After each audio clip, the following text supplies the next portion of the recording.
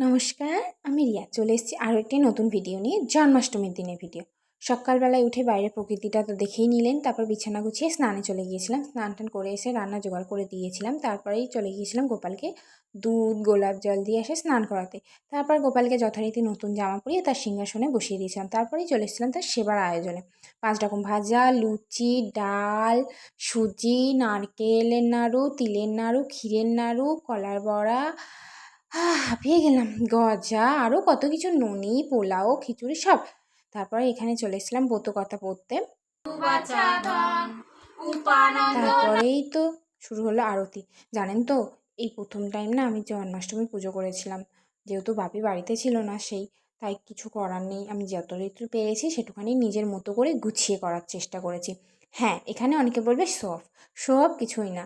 হ্যাঁ, আর কারা কারা গোপালের সেবা দিয়েছেন আর কাদের কাদের বাড়িতে গোপাল আছে, তারা আপনারা কি কি করে সেবা দিয়েছেন আমাকে কিন্তু অবশ্যই কমেন্টে জানাবেন।